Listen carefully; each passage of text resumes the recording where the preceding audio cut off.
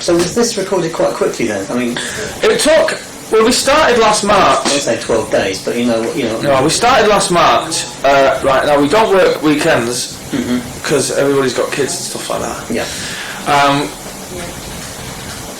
We recorded it as soon as it started to go dark. We'd leave, so we recorded it in the daylight. That wasn't a conscious decision. It's just by the time we got to 7 or 8 o'clock, we'd be like, "Fuck it, I'm going home." Yeah.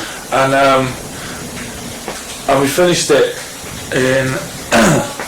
Well, roughly about a year later. But in that time, we all had November off. We went on tour with Black Crows for 6 weeks, which involved another 4 weeks of rehearsals. That was 20 purposes, 2 months. We went on the road in October. That was a month.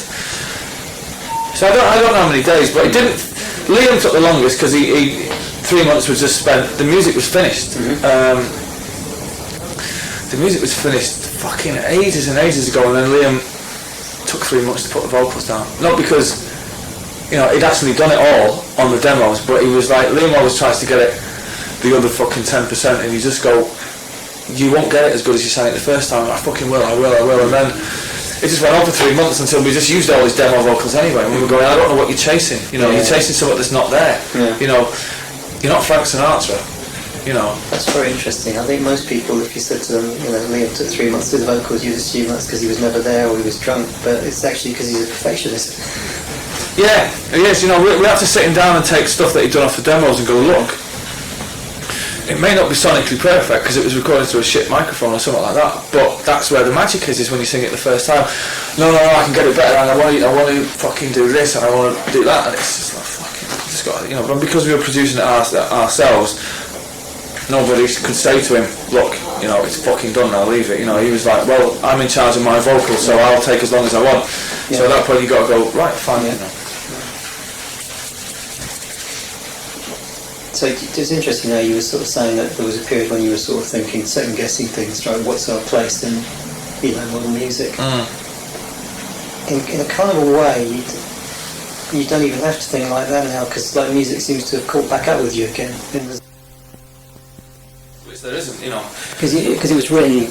It was written during that, and Little by Little was written in the sessions for Standing on the Shoulders of Giants, and under any other circumstances they would have gone on that record.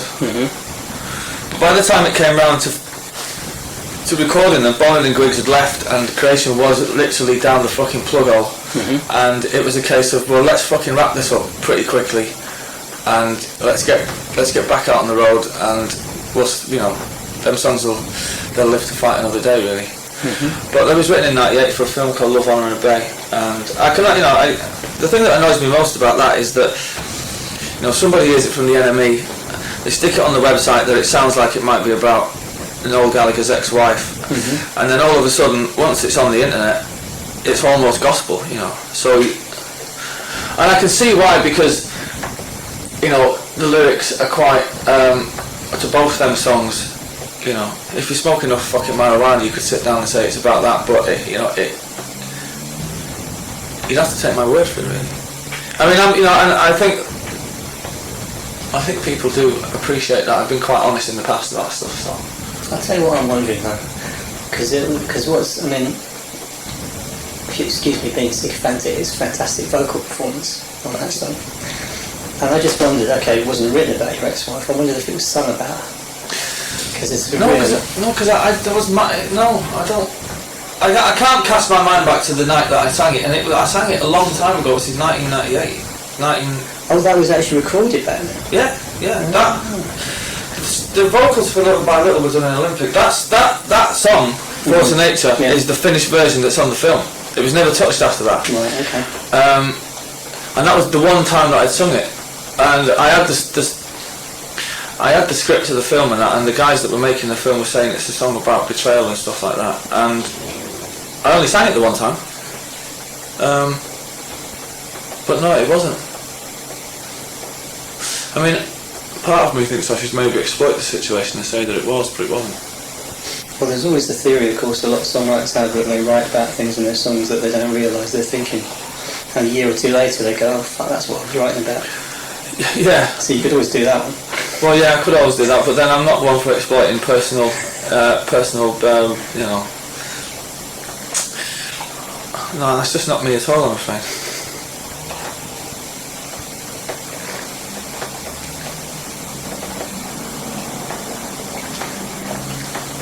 I couldn't be that pretentious about music, you know.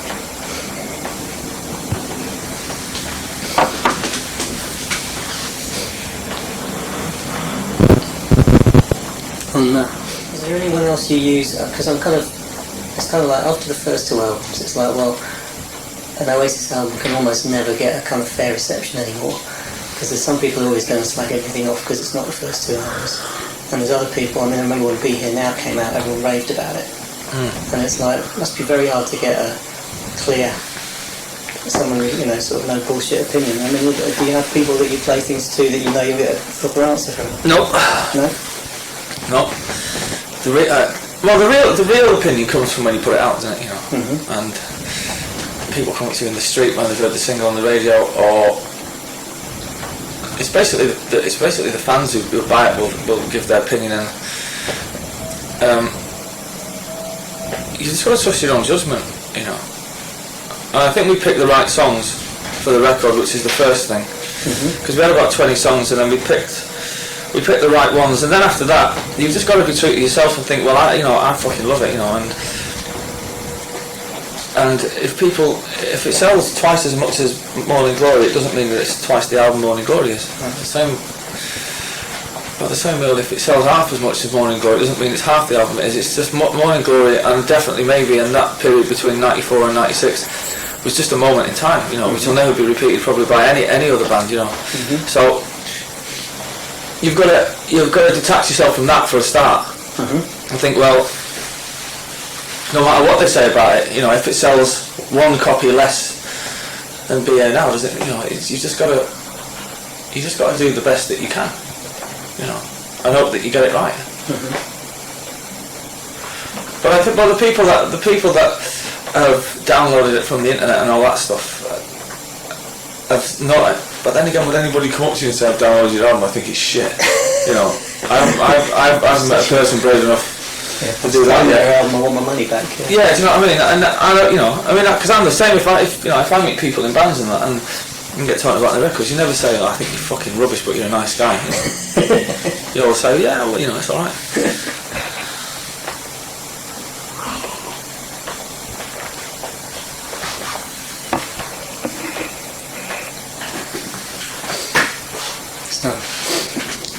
Force of Nature. Now you've already denied that it's about your ex-wife, because it was. I haven't denied it. That's like, well, no, denying it is actually would actually insinuate that there's actually maybe with Napoleon, or what's the other one? The other fucking seafaring lunatic, whatever his name was. But yeah, that's it, Nelson. Yeah, dude, he's fucking chopped off. That makes it easier, because then you've got to think, one then. He's doing a Nelson. Can't try that thing in the park actually. Yeah, but I do have a lot of respect for singers like that. I also find it really a real cop-out when after 3 or 4 years of being in a band, you go and see a band and all of a sudden the singer picks up the acoustic guitar and you just think, put it down. Put it down and put it down now. You know, I often just think, why are you doing that? Why now are you trying to convince us that you're not just a pretty face and a good voice? Yeah. And this is me, you know, fucking put it down, man, you know, for fuck's sake. Somebody said the other day in an interview to me, well, you know, is Liam going to play guitar on the tour? And I was like, you know, no, I'd have to boo him off stage. And they're saying, well, why is that? I was going, well, number one, there's 2 guitarists in the band, you know. And he just looked ridiculous. Because he plays it up there like fucking Got 100. Come on. No, you're right. It's always a worry when Mick Jagger puts a guitar on. That's the worst. I remember seeing. Remember when I was a big fan of Adam and the Ants when I was a kid. Yeah. You know, and he was the dandy highwayman and all that. Yeah. Then I seen a picture of him live once playing a Telecaster.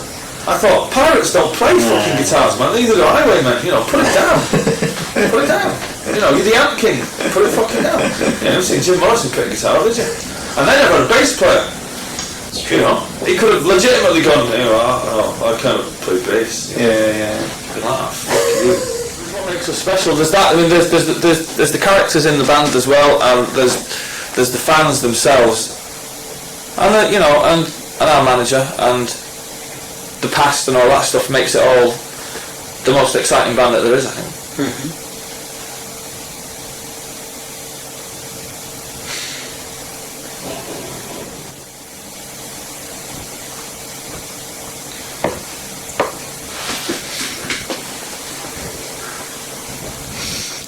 There's quite a lot on this album. There's quite a lot of little kind of musical little references, kind of glam rock little beats and the guitar sound and that sort of bass thing at the beginning of Force of Nature. And well, I think for definitely standing on the shoulder of giants, we decided. I don't know whether it was a conscious decision by us or our producer at that time or whatever. I think we listened to the press a little bit too much, and we decided that we were trying to look for our place in contemporary music, and that's when, you know, bits of drum loops and all that started appearing, and trying to make fucking modern psychedelic records, and it wasn't really us. And you see, it's the one thing about success that's really, you know, you sort of get to be the biggest band in the world literally by fucking winging it, you know, and by just, you know, Morning Glory took 12 days to record. It was the biggest British album of all time. It's actually it's actually a scandal that it took that length of time, you know, because, you know, people were like, well, people still don't believe that it took 12 days. So by the time you get to be here now, you're the biggest fucking band in the world, and you just try and second guess everything. You stop doing what comes naturally and you start to act like you're the biggest band in the world. You start wearing fur coats and fucking sunglasses for breakfast and all that shite. Same with Standing on the Shoulder of Giants. It was like, we have to make a contemporary record because, you know, bands like the Beta Band and fucking, you know, everyone was saying, oh, well, all these bands are moving forward and you just stay the same. And I suppose that we took a bit too much notice of that. And this time around, it was like, well, fuck it, man. At least we've got our own identity. We're probably the one band who, when you hear the first 2 seconds of India Times, you go, even before Liam starts singing, you go, well, it could only be one band, you know. I hate listening to the radio when something comes on the radio and you think it's the Beach Boys and you actually find out it's the Manic Street Preachers. I don't like that. To me, there's like, I don't know, music shouldn't be Cloak and Dagger. Oh, you know, fucking have a guess who this is. Well, it sounds like fucking Jamiroquai to me. Well, no, it's actually Shed 7. Yeah. You know, it's like, well, fucking hang on a minute. I got sidetracked from the path, if you like, for a while, and it was, you know, if they call us pub rock, then fucking pub rock is what it is, you know. It's I mean, we don't think we're pub rock by any stretch of the imagination, but somebody, you know, there's always this thing when it's quite a big pub, isn't it? It's a huge pub. But and I don't know any other band that gets this, is as soon as one of our records is played on the radio for the first time, the next week in the NME, there's a list of people in other bands who have their opinion on it. You know, like fucking some plant pot from the fucking Vines and some idiot from Asian Dub Foundation and some fucking one of Blur's roadies or something. And then it's just, well, nobody ever asked me what fucking Radiohead's album sounds like. Nobody ever phones me up and says, "You're the new Radiohead singer, what does that sound like?" You know. I'm amazed. Do they really not? No, do you know what I mean? They probably get quite a good quote. Fucking right, they would probably get an honest quote. But it's a scandal, man. Well, that's because you know why, though. That period. Yeah, you know? It's a backhanded compliment, bro. It's a huge compliment. But you know, it's because everybody wants the impossible. They want you to be just like you were in '95. And yet somehow to be contemporary at the same time. They want it to be exactly the same as that, but today. Well, and no one in the world knows what that is. The thing that they want is, you know, if we had a massive change in direction tomorrow and became like the Beta Band, the first thing they'd say is, why have you changed the fucking way you make music? It was great as it was. And if you don't change, it's like, well, you should really try something different. So, I mean, you can't fucking win. No. It goes back to what I'm saying, you've just got to, when you sit in the studio, it's just like, look, where's the guitars that we play live? Get them all out. Get all the amps that we play live, because we're a fucking brilliant live band. And if we just record it like that, you know, and not worry about it, you know, and if people think it sounds the same as the other records, then great. You know, if they think if they in some way feel cheated when they listen to the Hindu Times, then that's not my fucking problem, really. You know, I often wonder what people actually expect. But you were saying earlier that no one's going to repeat the sort of the mid-90s thing. But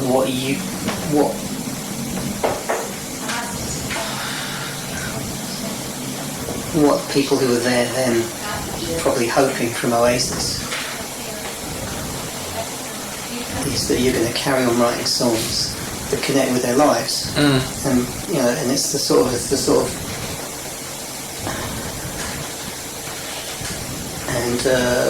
it's like, well, it's kind of like on this album you think, well, it's happening again.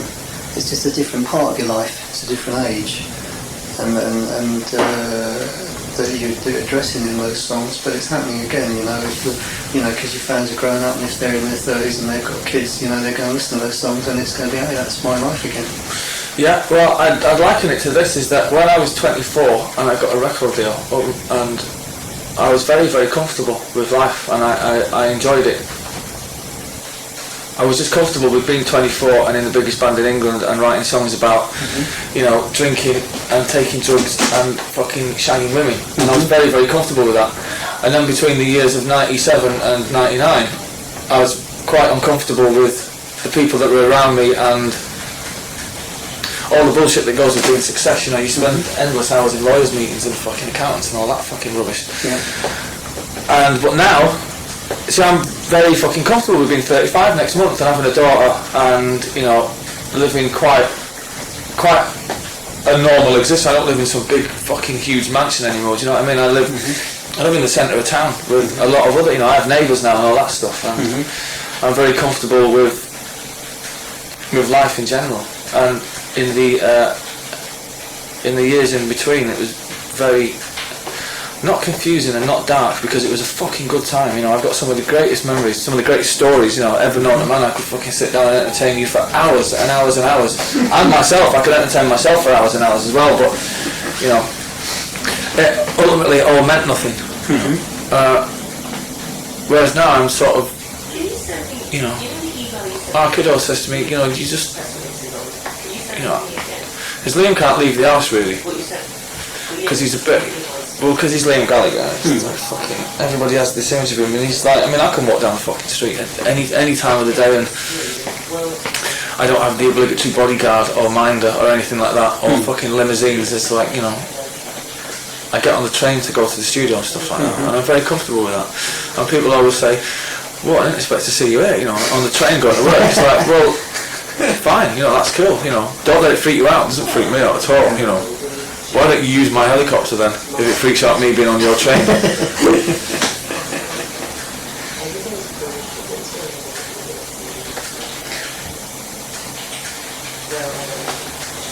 feel like you should give me one of those stories from those days now.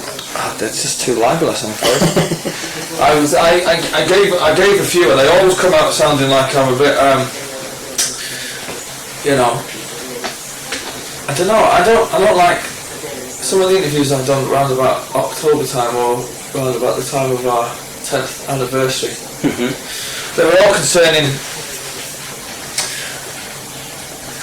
the ex-missus and all that stuff, and they always came out sounding like, you know, like I escaped some weird cult or something, you know. But it wasn't like that at all. It was fucking great.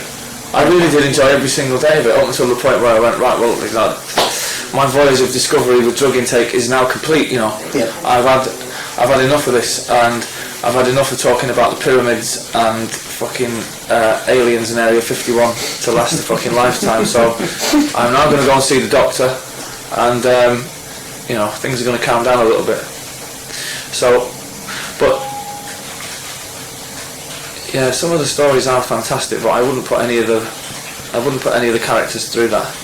You know, and I couldn't change their names because you'd know who it was. And, you know, I would have a lawsuit inevitably.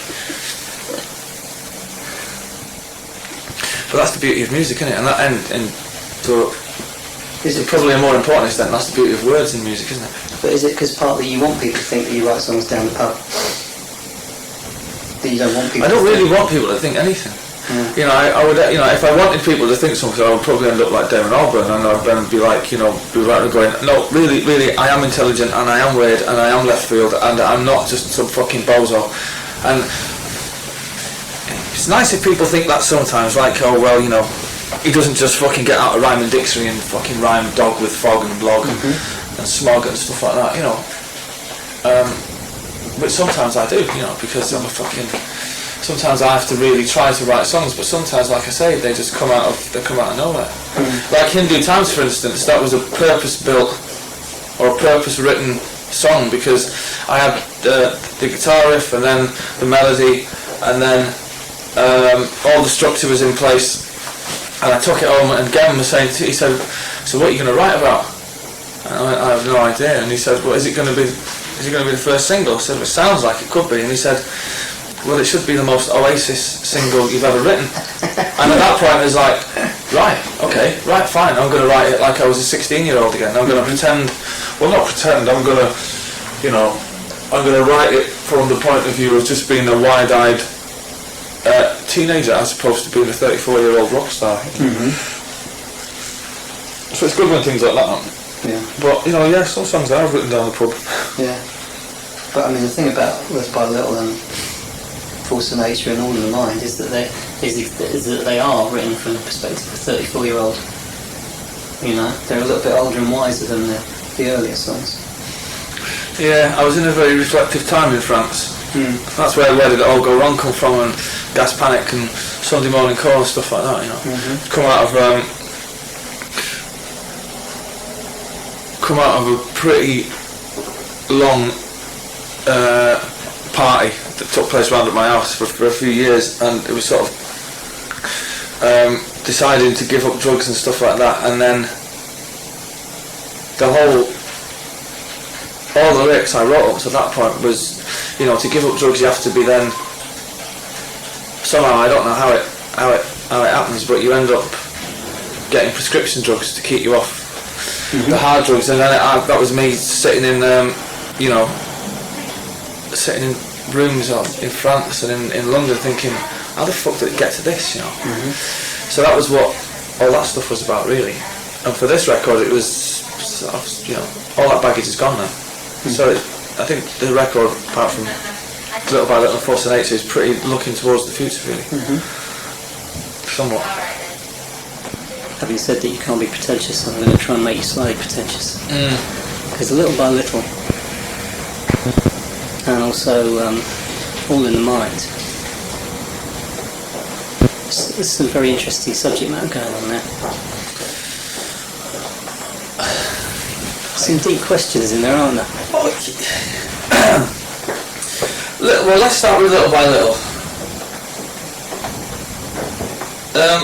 Yeah, true perfection has to be imperfect and all, you know, and we the people fight for our existence. Yeah, well, I'm glad you brought that up, you know. Maybe it will go some way to dispelling the image that I write songs in the pub with a can of Stella and in one hand and a fucking packet of Benson Eddies in the other, and just rhyme, you know, just rhyme the words off. So you know, sometimes I get into my own songwriting, and I do. Sometimes I write. You know, sometimes I write and sometimes I write songs for the sake of it. Little by Little just happened to be one of the time. I mean, I was in France. It was a week before the rest of the band turned up, because we shipped all the equipment over. We were setting up the studio, and I suppose it was a time. The subject matter is the same as Force of Nature. It's about the film and it's about betrayal and all that stuff. But I had sort of 2 weeks there with me and a couple of engineers, and that was it really. And I sat in a bedroom with you know, with a pen and a piece of paper and an acoustic guitar, and I just got it right that day. It's the same with The Master Plan and Live Forever and songs like that. You know, there's days where they just flow out of the fucking pen, and you go, you read it back and you go, fucking hell, man, that's wow, you know, yeah, you know, I'm having that. And then there's some days that you really struggle to finish songs off, you know, and the first couple of lines will mean something very sincere, and then you can't really sustain it over the 3 minutes. So you try to finish the song off. Songs like Little by Little, Force of Nature, and She Is Love in particularly, just sort of, I mean, they were literally as long as it takes to listen to the song is how long it took to write. All in the Mind. That's just me trying to write lyrics like John Lennon, hearing you smile and all that stuff. But I mean, the love I think I tried to find is probably all in the mind. The life, I think is it. The life. Yeah. Ah. Yeah. No, you can't have too many love references on one album. No, fair enough. You got your love songs. Yeah. No, that's all like. It's got a bit of a Rain vibe to it. It's all just psychedelic imagery. It's not really about anything. I really don't. I try not to define the songs for when I try and define what it's about. I like to leave it quite vague for myself because I think it limits the song's appeal. And I don't like reading. But even if you say exactly what you think it's about, it's not going to stop other people reading their own things into it. I could only answer that from my perspective. Whereas if I read an interview with a guy that's written one of my favourite songs and he specifically outlines what it's about, then that's what it's about. And then I sit there thinking, right, because I thought it was about something else. Whatever it means to me is irrelevant. It's like, say for instance, when I listened to The Wall for the first time by Pink Floyd when I was a young kid, I had no idea that Roger Waters' dad had left and died in the war and all that stuff. So as soon as you find that out, it's like, right, well, I thought it was about something else, and I actually thought that he was writing about something else. So once you find out that it's about the war and all that stuff, it sort of limits it to me, really. That's interesting. I don't know. I mean, one of my favourite songs is always Crashing in the Same Car, David Bowie. And I always thought that was kind of, that was just what life's like. You keep making the same stupid mistakes over and over again. And then I read him saying that it was written after he did keep crashing his car. And but it doesn't spoil it. It doesn't spoil it for me. Spoils it for me. That fucking nails the coffin shot on the song, it's like if you ever found out Heroes was about fucking sandwiches or something like that, you'd just be like, you can't fucking why just spoil it for the millions, you know what I mean? And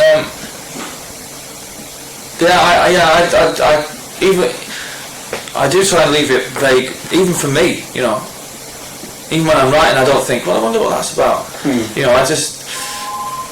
I suppose it's a safety thing as well. When people ask me what it's about, I just automatically go, I don't know. In a house, I'm being investigated by the Inland Revenue, Aren't we all? What's new with you? Fuck all, been to the hospital all this morning. Alright, I'm going to the hospital this afternoon. What for? I've got a problem with my ears. Right. It's called hyperacusis. Right. Too many loud gigs for too many years. Yeah. I've been sat in the middle of a huge magnet all morning, having a scan on my neck. Oh dear. Which is it's just fucking noisy as fuck, man. Yeah. And long and claustrophobic. Yeah. Well, let's hope it works out alright. Good. Is that something serious, or am I not supposed to ask? No, I don't know. I think it's just from playing the guitar since I was a kid. Yeah. So you can't shut, don't you? It's the There's always, see, that shoulder's really strong because it holds the guitar. This one's really weak apparently, but I don't know, fuck knows. They just talk a lot of jargon to you and you have to switch off after about, I don't know, maybe a minute, and you just sit there going, alright, yeah, whatever. Talking about fibulas and fucking this, that and the other. And then they go, right, give us the check. Alright, new album. Do you like it? I do like it, yeah. Yeah. I like it a lot.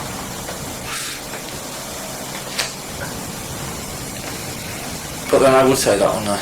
Do you like it? I like it. Yeah. But then, no, I don't think you'd say that. I think you were very honest about the last two. I think you got them just about right, actually. Yeah, I keep answering these questions about didn't like the third one. I thought the fourth one was an improvement, but wasn't quite there yet. Well, the last one was, it was, you know, it was a weird atmosphere to make a record in with, like, Alan McGee was doing whatever he was doing with Creation of Bone and Griggsy left, and it was just a bit of a weird time to be in, and we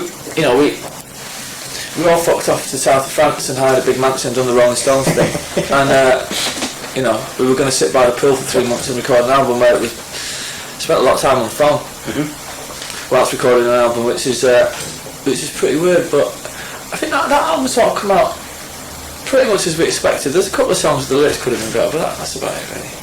But this song was really easy to make, you know, because we were doing it ourselves and stuff. And, it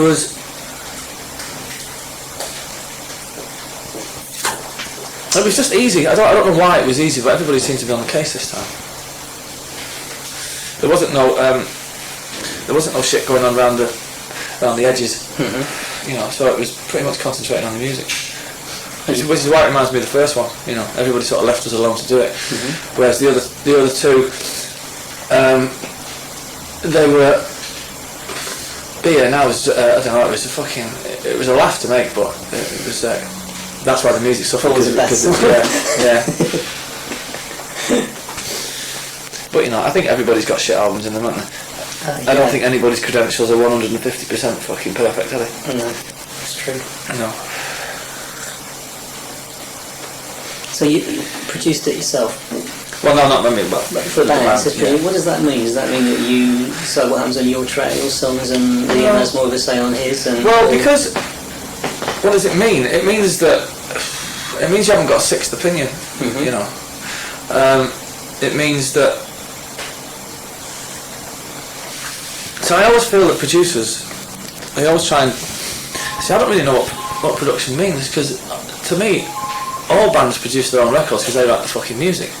I think the producers they either sit back and do nothing, or they try and justify the fact that they're getting paid X amount of pounds to produce a record. So they, you know, I mean, I've been in situations where you'll leave the studio at 8 o'clock in the evening or something, and a track will sound a certain way. When you come back in the next day, it'll sound completely different because the producer sat there all night fucking twiddling knobs and stuff, and because they try and justify the fact that they're getting paid a lot of money for it. But with this one, it was like, well, you know, and I suppose I felt that, well, because it's a pretty important record for us really, because I don't think anybody was. I think we're in the sense that if we're going to fuck it up, we'll fuck it up. And I never like blaming other people, because it's generally all down to you in the end anyway. So it's like, well, do we need that? I mean, we've got our own engineer, we've got our own recording studio that we know inside out. So why get somebody else in to cloud the picture, if you like? And we don't make experimental music, and we don't make fucking space jazz or anything like that. So it was like, well, if we can't do it now, after 10 years of being in a group, what is the point really of making records? You know, you might as well just send the demos to somebody, and you know, so I sort that out. So is it actually 5 people producing it? Is it 5 opinions, or is it basically mainly your opinion? I'd like to say it's 5.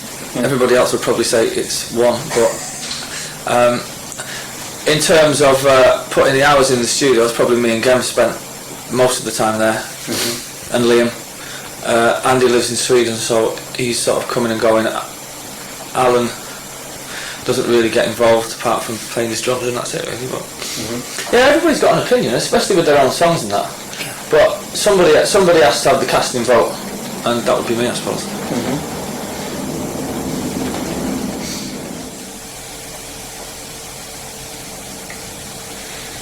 So are you looking forward to playing live again, or is there a lot of tension around it? There's a couple of songs which are not working in rehearsals, which we've got to really fucking nail before we get out on the road. But everything else is I have to say, is fucking fantastic. I think we're doing 7 off the new album, and 5 of the 7 sound amazing live. Stop Crying Your Heart Out is proving to be, because it's so long and you've got to get the pace of it so right. It's at the minute it's either going too slow or it's too fast. And little by little, because my voice starts off almost as a whisper and goes into a like an anthem. Do you know what I mean? That's proven to be less difficult than Stop Crying Right Out, but still it's going to be a struggle to get it right live. But apart from that, it's great. There's arguments about the set list and all that stuff, the usual things. But I mean, I don't mind arguments like that. That's just people being passionate about what you do. Yeah. You know, I would sit and argue the toss for anything and listen to anybody else's opinion for hours and hours. It's when people start arguing about fucking what sandwiches we're going to have on the rider. Like fucking, you know, what's the point of that? But when you set off on a tour, other people are going to wonder, are they actually going to get to the end of it in one piece? Do you think like that, or is that the media image of the band rather than the reality? No, from past experience, I do get nervous about stuff like that, because you never quite know with Liam. You know, for 6 days out of 7, it'll be a joy to be around. You know, something will fucking happen, and you can just see the black clouds descend upon him, and no matter what happens, everything is shit. You know, he's liable to walk off stage in the middle of Finsbury Park, and you know, in between the verse and the chorus of the third song, and get in the car and go on. You know, that's just the way that he is. But then again, I think all singers are like that, you know, and they have to retain that power over the band. I think in their own heads, it's like, you know, I'm the man, you know.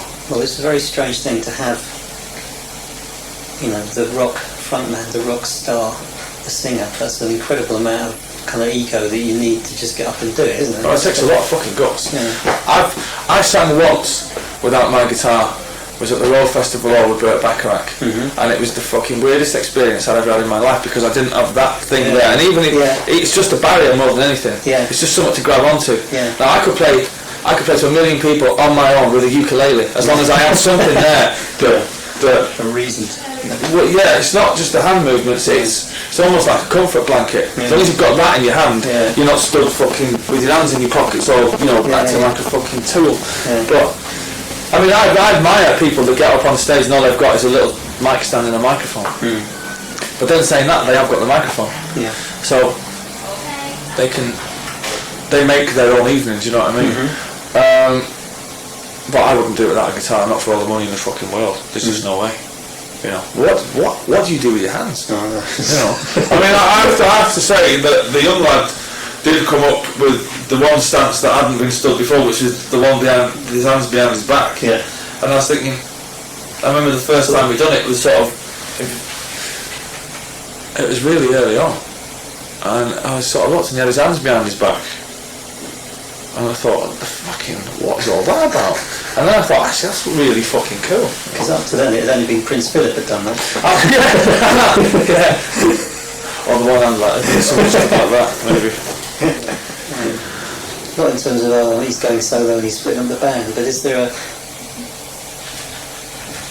do you want to do more experimental music? I would like. You know you can't do it in Oasis. Yeah, I would like to. I'd like to score a film. Yeah.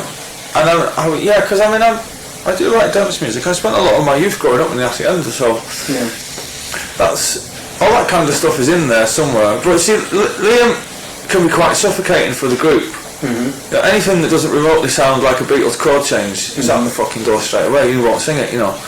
Now, people say to me, "Well, that's all well and good. Why don't you sing the fucking song?" It's like, well, I don't want to be the frontman. You know, I have designs on becoming Jimi Hendrix, and some couldn't give me a backing vocal mic just for the sole purpose of when he walks off stage, there's somebody there to take over. So I always resented that, and then it came to, you know, singing guide vocals on songs, and then Liam going, "Oh, it sounds better with you singing it."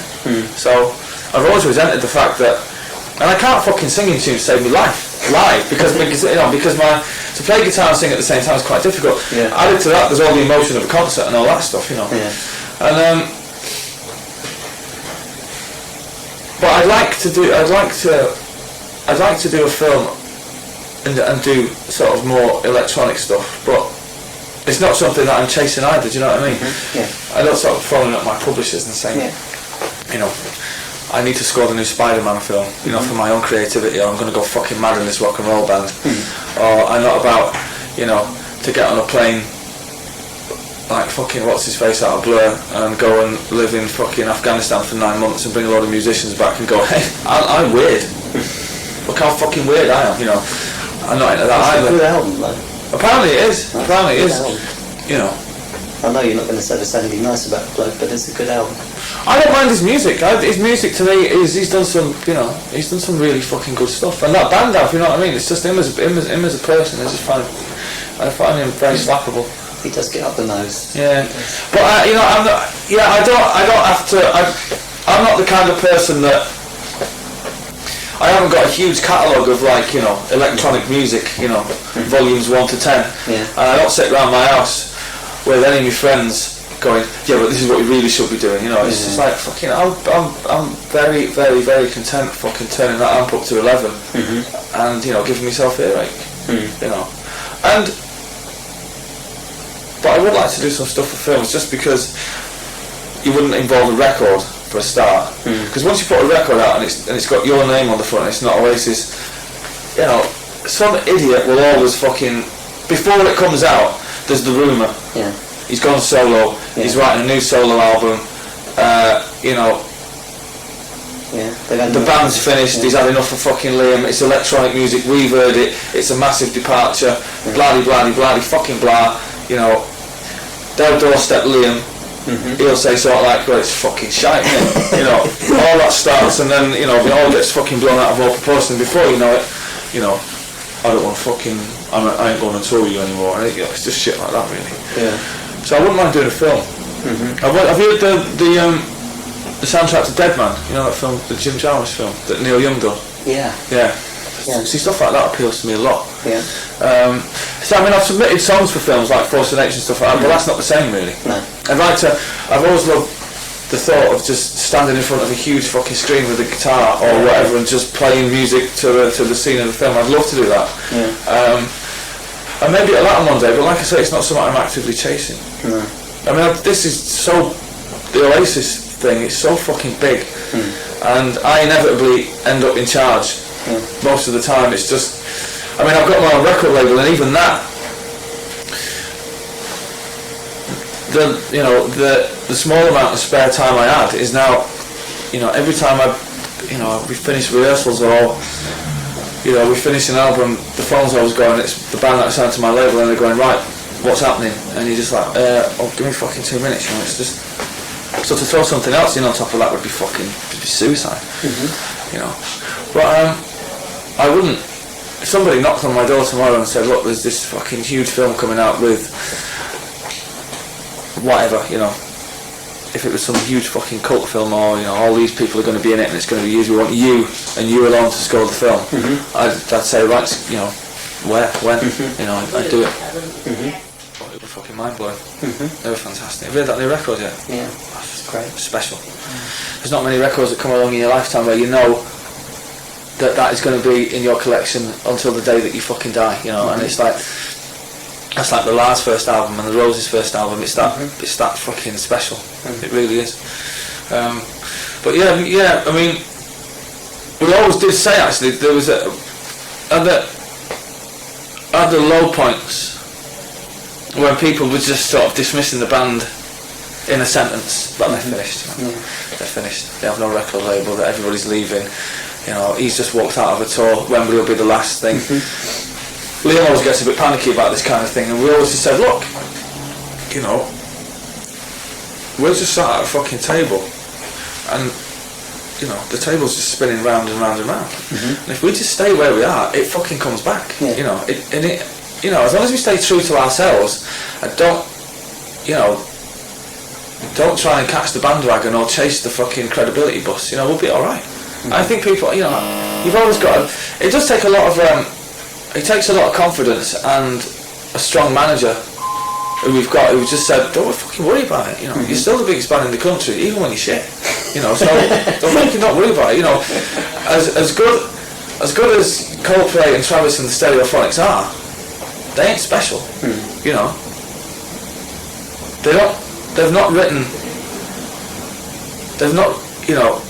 they've written some good songs, bands like that, Coldplay and Travis and Stereophonics have written some great songs, but they're not special.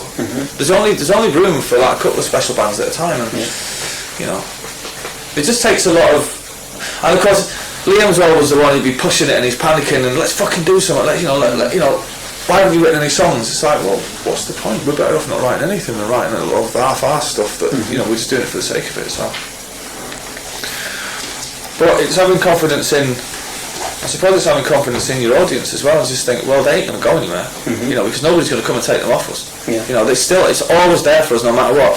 And even when the records weren't selling as well, you know, we still sold out 2 nights at Wembley Stadium. That said more to me about the fans of the band than anything else. Yeah. You know, and even now, like, you know, the Hindu Times haven't even been played on Radio 1. You know, it wasn't even on the internet or anything, and you know, 3 nights at Finsbury Park went in an afternoon. You know, so you have to sit down and think, well, what the fuck is all that about? You know, and that's a legacy of what happened in the early 90s, you know, of being special. You know, I don't think any other band could really stand the losses that we've stood, and record label changes and stuff like that, and people taking us to court and fucking, you know, people leaving the group and stuff like that, and still the fans just believe that they're going to turn up. You know, that's a lot of faith for them to think, well, fucking hell, it's July. I've not even heard the record yet. You know, there's a rumour they're making an album, it may not even be true. You know, and it's in the middle of a tour, they might not even fucking turn up. Yeah, you know, it's true, they might split out by then. You know, somebody from fucking Cast might be playing guitar for them or something like that. You know, so that's a lot of faith. Also puts a little bit of pressure on you as well. It's just like, fucking, I hope you like it. You know.